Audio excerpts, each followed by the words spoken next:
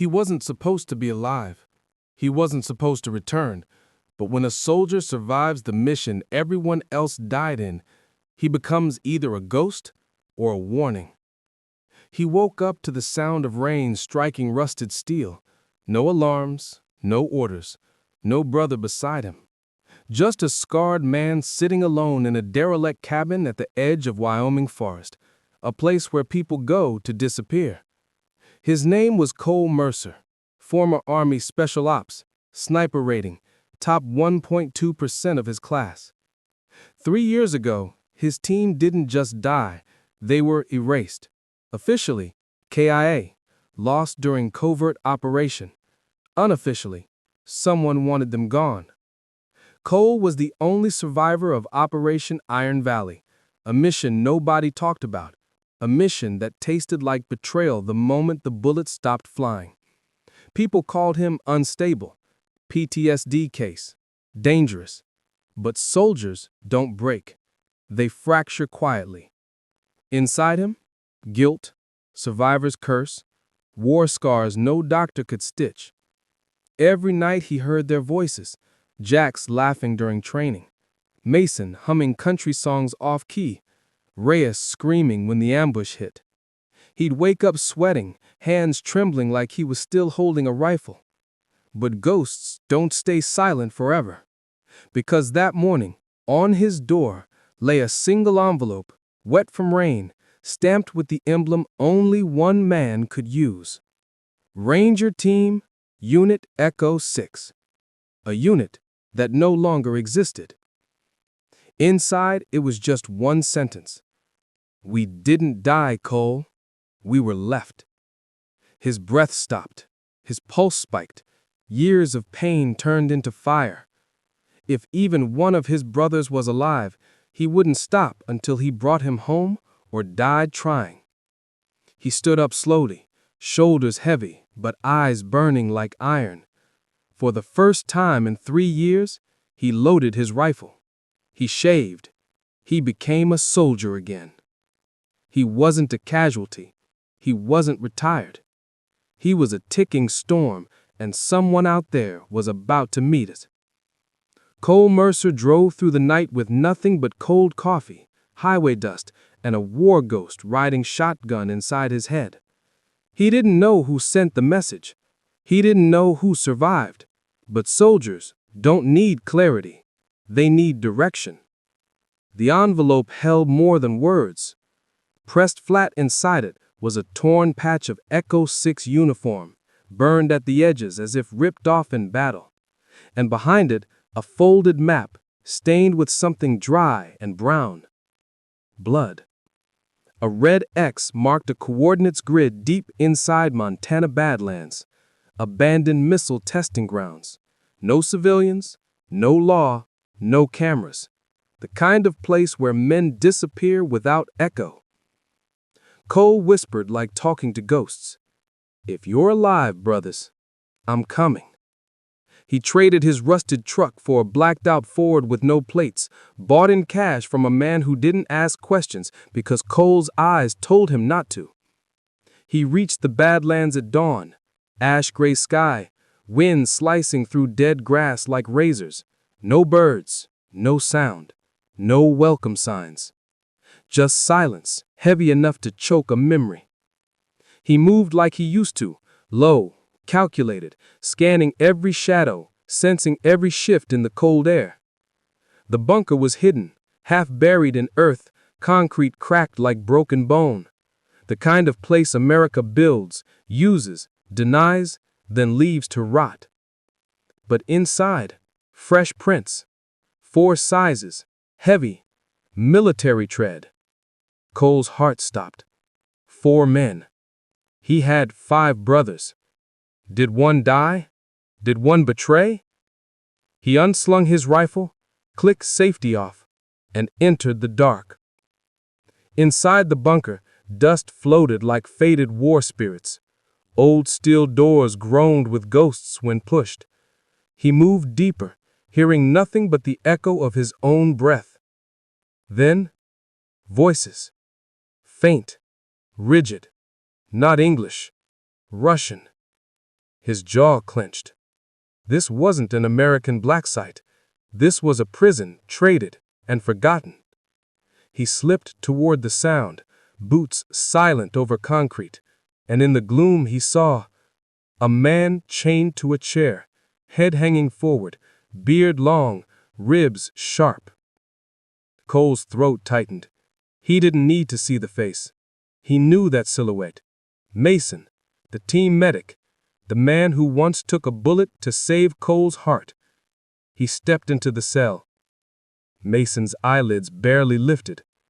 Voice like gravel and pain. "I knew you'd come back, brother." Cole dropped to his knees beside him, hands shaking, not from fear, but from seeing a ghost breathe. Mason whispered, "We didn't die in Iron Valley. We were taken. Someone inside wanted Echo-6 erased." Cole's eyes went cold, not sad, deadly cold. "Who sold us?" Mason's lips trembled as he spoke a name Cole never wanted to hear. Commander Briggs. Their own handler, their mission chief, the man Cole once saluted. The betrayal hit like a sniper round to the soul. Cole rose slowly, voice like a storm building behind his ribs. "Then Briggs isn't just my target, he's my war." Cole cut Mason loose, lifted him onto his shoulder and moved deeper into the bunker.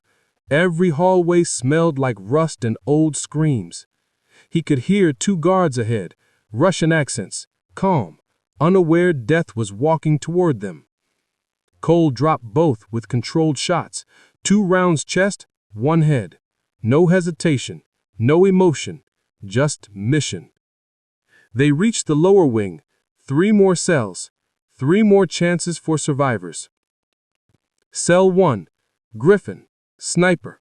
Cell 2, Ramirez, breacher.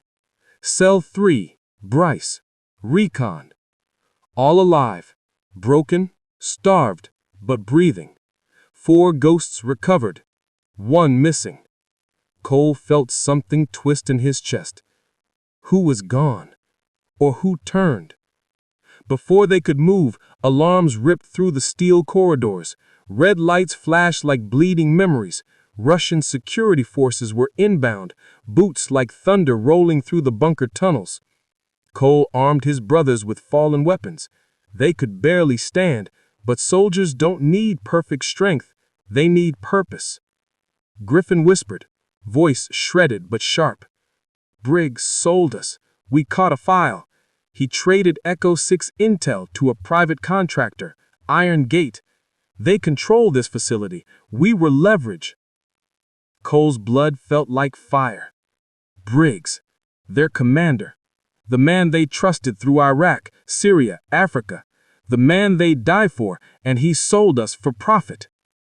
No more hesitation, no more doubt. Mission turned personal. They moved to the exit corridor, concrete, narrow, choke point, perfect for defense. Cole planted claymores, wired C4 strips across pillars, and positioned his 4 brothers behind cover. Russians stormed in, loud, confident, right into hell. Cole triggered the detonator. Concrete ripped open, fire swallowed the hallway, men screamed and evaporated into smoke. Echo-6 advanced through flames like resurrected warriors, burning, bleeding, but unbroken. They reached surface ground, night cold and wide. Snow falling, rotor blades chopping the sky. A helicopter, not rescue. Iron Gate strike team inbound. Mason winced, breath shallow. "Cole, we won't all make that bird." Cole looked at him, eyes hard, voice steel. "We're not dying here, not in the dark. We finish Briggs, or we die fighting for truth." Snowstorm hit like broken glass. Echo-6 pushed through whiteout wind while Iron Gate strike units descended with thermal optics and drones. Cole fired first, 1 controlled burst, drone down. Griffin, weak but steady, dropped 2 operators with freezing fingers that still remembered war. Price set suppressing fire. Ramirez planted smoke to break visuals. Mason limped behind, refusing to fall. Their extraction wasn't escape, it was phase 2. They reached the ridge and spotted a convoy moving fast across the frozen plains. Black SUVs, heavy armored, leading vehicle, Commander Briggs. No doubt, no hesitation. Cole's voice low, brutal calm. We end it tonight. Echo-6 slid down the ridge, snow exploding under boots and bullets. Cole hijacked a snowmobile off a fallen guard. Mason climbed behind him with shaking hands, gripping rifle like life. Wind howled, engine screamed. Cole pushed throttle until the world blurred. Gunfire rained behind him, his brothers holding the rear line like the warriors they were born to be. He caught the convoy, leapt, landed hard on the roof of Briggs' SUV. Glass shattered. Cole dropped into the cabin and slammed Briggs to the dashboard. Briggs grabbed a pistol. Too slow. Cole pressed his to Briggs's throat, voice cold enough to freeze the soul. You stole our war. You stole our brothers. Briggs sneered. You should have died with them. Cole struck once, hard, then cuffed Briggs, tossed him out alive onto ice because death was mercy, truth was punishment. Echo-6 recovered Briggs' intel drive. Names, payments, black contracts, proof enough to burn Iron Gate down. Cole broadcast it to Pentagon channels, global press, defense review boards. One message attached. We were never dead. We were abandoned. Cole didn't want medals. He wanted accountability. Briggs was arrested within 24 hours. Iron Gate collapsed. Families of Echo-6 finally learned the truth. Their sons didn't fall. They were betrayed, and they survived long enough to fight back. Echo-6 didn't heal in a day. Some scars never fade, but they walked free. Soldiers again, brothers again, shadows no more. They weren't legends because they lived. They were legends because they refused to die forgotten.